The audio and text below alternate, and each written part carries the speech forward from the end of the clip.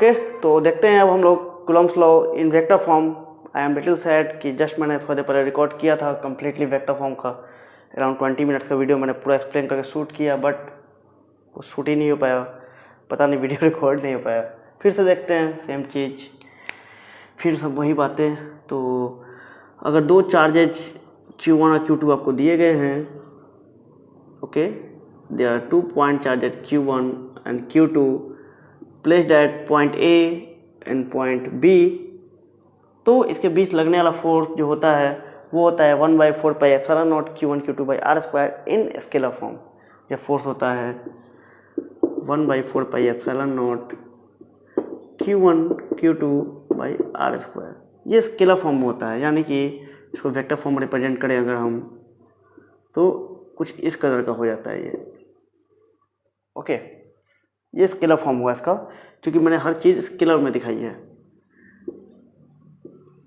Okay, अब इसको हम देखते हैं वेक्टर फॉर्म में। तो वेक्टर फॉर्म में लाने के लिए हम क्या करेंगे, सबसे पहले सबको दिखाएंगे कितना कितना दूरी है, किसका कौन सा पोजीशन है। तो सपोज एक हमने पहले कोऑर्डिनेट सिस्टम लिया, this is X axis, this is Y axis and this is Z axis. Okay, और इसकी पॉइंट की पोजीशन क्या होगी, अगर इस पॉइंट को अगर हमने मान लें, इसको ओ मान लें अगर हम, तो दिस इज ओ ए, ठीक है। और इसको हम सपोज करते हैं R1, ठीक है। R1 क्या होगा, R1 मैं लिख देता हूँ। R1 क्या है, पहले तो ओ ए है, ओ से ए की दूरी है, ठीक है। ये क्या है, it is position vector of A, ठीक है। R2 मैंने दिखाया नहीं अभी तक, दिस इज R2। इसको आप लिख सकते हैं OB, ठीक है। ये क्या है, पोजीशन वेक्टर ऑफ B, ठीक। चलिए, अगर मैं एक तीसरी लाइन ड्रॉ कर दूं यहाँ पर,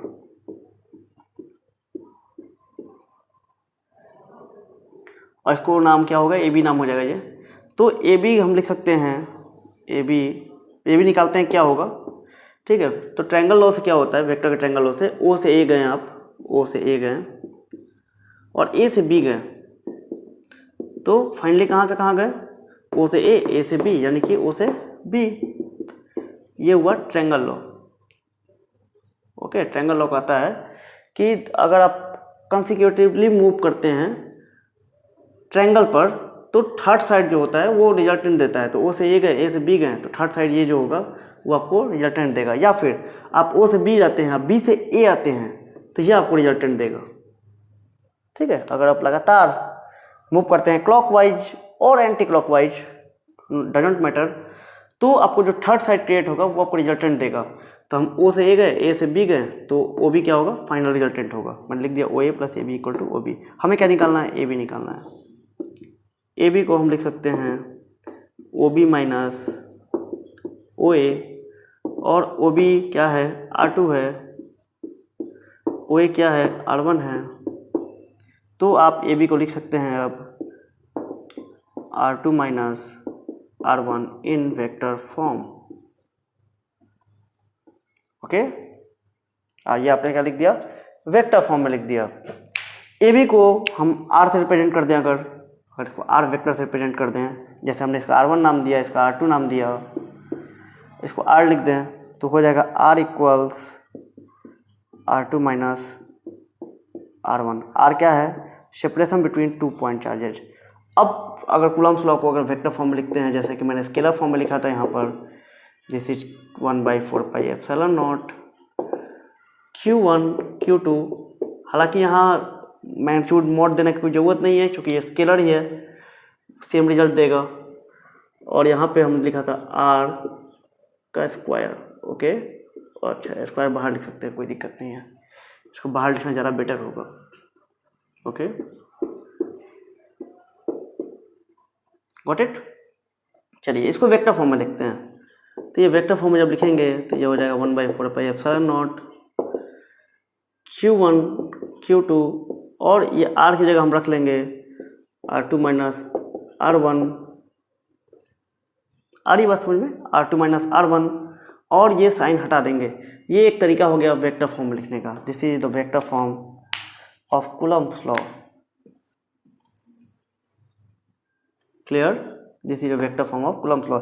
एक और तरीके से लिख सकते हैं वेक्टर फॉर्म में। सपोज कीजिए कि आपको बोला जा रहा है find the force on Q2 due to Q1। Find the force on Q2, find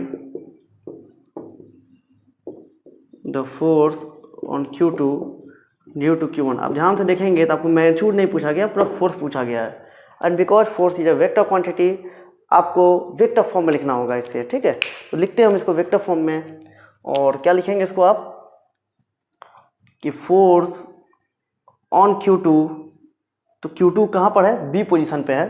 तो force on B due to A, force on B due to B, force on B due to A, और ये हो जाएगा 1/4 pi epsilon nought Q1 Q2 by R square. यहाँ पर हमने R square लिख दिया, बट ये तो हो गया मैग्नीट्यूड, हमें चाहिए वेक्टर फॉर्म में। तो अगर इसमें यूनिट वेक्टर से मल्टीप्लाई कर दें तो मैग्नीट्यूड वही रह जाएगा, डायरेक्शन हमें मिल जाएगा। तो एक यूनिट वेक्टर से मल्टीप्लाई करेंगे R, R is the unit vector along this direction, इस डायरेक्शन में। क्यों? क्योंकि यह फोर्स लगाएगा इस डायरेक्शन में, इसका फोर्स इस डायरेक्शन में रहेगा। The force on Q2 due to Q1 will act towards this, will act towards this, और इस डायरेक्शन में यूनिट वेक्टर हम ले लेते हैं। Suppose this is the unit vector. Okay, तो 1 यूनिट वेक्टर, 2 जितना भी हो उसको R हमने मान लिया, तो यूनिट वेक्टर हमने मल्टीप्लाई कर दिया।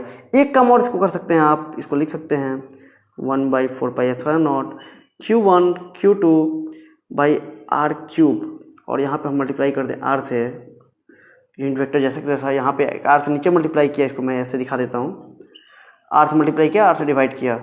इससे क्या होगा कि यह इस फॉर्म में रिप्रेजेंट कर सकते हैं आप इसको Q1 Q2 by R cube और R का वेक्टर। ये कैसे मैंने रिप्रेजेंट किया इसको मैं बताता हूँ। तो सपोज कीजिए अगर आपने वेक्टर पढ़ा होगा तो आप आसानी से समझ गए होंगे। इन केस आपको याद नहीं आ रहा है, क्लास 11 की चीज़ है, काफ़ी दिन हो गया होगा पढ़े हुए, तो मैं बता देता हूँ कि अगर सपोज कीजिए कि कोई फोर्स है A, this is 5 Newton towards east. Okay, तो इसको हम कैसे रिप्रेजेंट करते हैं? तो अगर हम एक्सिस खींचते हैं, तो अगर एक्स एक्सिस ले, ये वाई एक्सिस ले, तो इसको हम जनरली ईस्ट दिखाते हैं, वेस्ट ईस्ट, इधर हो गया वेस्ट, इधर हो गया नॉर्थ, इधर साउथ। तो एक्स को ईस्ट डायरेक्शन हम मानते हैं, और इस डायरेक्शन में यूनिट वेक्टर को हम बोलते हैं आई। ओके, इस डायरेक्शन में यूनिट वेक्टर को हम आई बोलते हैं। Suppose this is unit vector I. तो जब हम 5 न्यूटन ड्रॉ करेंगे तो इतना बड़ा ड्रॉ होगा। ठीक है, उसके 5 हिस्से कर सकते हैं आप। आई आई, चूँकि ये आई है तो ये भी आई होगा, सेम डायरेक्शन आई आई, थोड़ा सा और बड़ा होगा ये, और दिस इज आई। तो ये हो गया 5 आई। आपने क्या किया, 5 आई में क्या क्या है देखिए, तो 5 आई में है एक यूनिट वेक्टर है, एक मैग्नीट्यूड है, मैग्नीट्यूड मतलब लेंथ है, और आई क्या है? Unit vector along the direction. तो आई दिखाता है डायरेक्शन। यूनिट वेक्टर का काम क्या होता है? वो केवल आपको डायरेक्शन दिखाएगा, मैग्नीट्यूड में कोई इफेक्ट नहीं लाएगा, उसका मैग्नीट्यूड 1 होता है। तो मैंने जब मैग्नीट्यूड से गुना, यहाँ यूनिट वेक्टर से गुना किया, मतलब मैंने डायरेक्शन केवल प्रेफर किया। ये डायरेक्शन कौन सा होगा? इसको आप लिख सकते हैं force on B due to A, तो यहाँ आप लिख सकते हैं R B A. Okay, this is distance from B, this is distance to B from A, B to B from A, इसको हम मान लेते हैं आर बी ए, और इसको क्या मानेंगे तब? This is R A B. Okay, हालांकि आपके मानने के ऊपर है, आप इसको ए बी, इसको भी ए बी मान सकते हैं, इसको बी ए मान सकते हैं, आपके मानने के ऊपर है, आपको समझने के ऊपर है। तो इसको हम लिख सकते हैं यहाँ पे R B A. Okay, R B A. तो ये हो गया आपका force on B due to A in vector form. अगर आपसे क्वेश्चन पूछा था दूसरा, find the force on Q1 due to Q2, okay, तो क्या होता? Force on A due to B, तो सब कुछ सेम रहता है, चूँकि दोनों फोर्स सेम है। न्यूटन थर्ड लॉ के अनुसार एक पार्टिकल दूसरे पार्टिकल पर जितना फोर्स लगाएगा उतना ही फोर्स वो खुद पे भी महसूस करेगा। तो Q1 Q2 by R cube, but direction केवल चेंज हो जाएगा। तो यहाँ हो जाएगा A to B। जो फोर्स A से B की ओर लग रहा था इधर, अब B से A की ओर लगेगा, इस पे लगेगा। तो अगर इस पे काउंट करते हैं तो ये हो जाएगा RAB। ओके, ये समझ नहीं आ रहा है तो इसको समझेंगे आप ऐसे कि न्यूटन सेकेंड लॉ के अनुसार जब आप किसी पार्टिकुलर फोर्स निकालते हैं तो उसको सिस्टम डिसाइड करते हैं। सिस्टम मैंने ले लिया, एंड नेक्स्ट क्या करना होगा, we have to count all the forces acting on the system, not by the system. याद रखेंगे ये चीज़, we have to count all the forces acting on the system. इस पे कितना फोर्स लग रहा है वो काउंट करेंगे। तो इस पे कौन फोर्स लगाएगा, ए लगाएगा। किस डायरेक्शन में लगाएगा, इधर लगाएगा। तो यह फोर्स का नाम हमने दिया force on B due to A. जब इस पे बात करेंगे कि इस पे कौन सा फोर्स लग रहा है, तो इस पे फोर्स लगाएगा ये बी। किस डायरेक्शन में, इधर डायरेक्शन में। तो अगर हमने इसको बी ए माना है तो ये हो जाएगा ए बी। ठीक है, इसको अगर बी ए माना है तो इसको ये हो जाएगा ए बी। समझ में आ रही बात। ये जस्ट मैंने बी ए इसलिए माना क्योंकि बी ए मैंने यहाँ लिया, तो यहाँ भी बी ए, यहाँ बी ए लिया है, तो इसलिए मैंने बी ए यहाँ पे लिया। आप चेंज कर सकते हैं, ये भी ले सकते हैं, कुछ बुक्स में किया भी है। ठीक है, ये आपके मानने के ऊपर है कि आप किसको ए बी मानते हैं। आप चाहे इसको ए बी मानिए, अगर इसको ए बी मान लिया तो आपको इसको बी ए मानना पड़ेगा फिर। बस ये ध्यान रखना है कि A B B A opposite होगा। ठीक है, अब इसको आप क्या लिख सकते हैं आगे, because you can see A B और बी ए मैग्नीट्यूड में बराबर है बट डायरेक्शन क्यों डिफरेंट है, तो इसको लिख सकते हैं माइनस आर बी ए। अब एक चीज़ आप देखें, एफ ए बी बहुत खूबसूरत चीज़ है। F B A plus F A B अगर जोड़ेंगे तो आपको हो जाएगा जीरो, क्योंकि निगेटिव है, सेम चीज़ निगेटिव में है। इसको आप लिख सकते हैं ना माइनस एफ बी ए। ठीक है, जब दोनों को जोड़ेंगे आप F A B plus F B A तो हो जाएगा ये जीरो, नेट फोर्स जीरो। और याद करेंगे आप प्रिंसिपल ऑफ लीनियर मोमेंटम तो आपको मिलेगा, if the net force acting on the system is zero then the linear momentum will be conserved. समझ में आ रही बात। तो ये दोनों पॉइंट चार्ज पार्टिकल्स एक दूसरे की तरफ अट्रैक्ट होंगे या रिपेल करेंगे एक दूसरे को कुछ इस कदर कि इनका नेट लीनियर मोमेंटम कांस्टेंट होगा। समझ में आ रही बात, नेट लीनियर मोमेंटम कांस्टेंट होगा। एक सवाल आप कर सकते हैं कि कूलम्ब्स लॉ तो मैंने बताया था कि जब रेस्ट में होता है तब होता है, तो फिर ये दोनों दूर कैसे जाएंगे, ये दोनों दूर जाएंगे तो क्या कूलम्ब्स लॉ वैलिड होगा। ठीक है, क्या ये दूर जाएंगे तो क्या कूलम्ब्स लॉ वैलिड होगा। तो सवाल ये, तो जवाब यह है कि कूलम्ब्स लॉ जैसे जैसे दूर जाएंगे वो कमज़ोर होता जाएगा। पहले ये पोजीशन पे थे, ओके, पहले पार्टिकल्स इस पोजीशन पे थे, थोड़ी देर बाद ये इधर जब पहुंच जाएंगे, फिर थोड़ी देर बाद इधर पहुंच जाएंगे, तो ये सेपरेशन बढ़ता जाएगा, ये फोर्स कमज़ोर होता जाएगा। और हम हर मोमेंट के लिए काउंट करेंगे, और हम हर मोमेंट्स के लिए काउंट करेंगे। कंटिन्यूसली ये फोर्स कमज़ोर होता जाएगा, कम होता जाएगा। ठीक है, एक फ्रेम डिसाइड करेंगे, उस फ्रेम के टाइम पे जब उनकी डिस्टेंस सपोज कीजिए कि एट 2 सेकेंड इसकी डिस्टेंस यह है, तो हम फोर्स काउंट कर लेंगे। एट 3 सेकेंड यह है तो 3 सेकेंड पर काउंट कर लेंगे, हर मोमेंट पर फोर्स काउंट होगा। ओके, तो ये था Coulomb's law in vector form. Vector form इस फॉर्म में भी दिखा सकते हैं, आप इसको इस फॉर्म में भी दिखा सकते हैं। Both are the same result in different forms, both are in vector form. ठीक है, तो इसको नोट करें आप। इसके बाद हम लोग देखते हैं प्रिंसिपल ऑफ सुपरपोजिशन, और then after we will move to some questions of NCERT, of SC Verma book and from some other books. Okay.